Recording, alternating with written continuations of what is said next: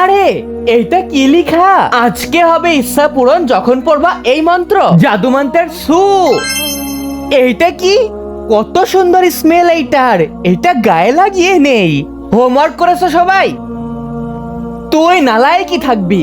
Sir stop, এটা তুই কেমনে করলি? আরে আমিও তো কিছু জানি না। স্যার মুভ, স্টপ, একটা আইডিয়া পেয়েছি। Sir move. ইয়াই ময়ূর রোহিত স্টপ। মুভ। তুই আমাদের সাথে বিয়াদবি করলি। ওর কাছে এই শক্তি থাকলে আমাদের সবসময় মারবে। কিছু একটা করতে হবে।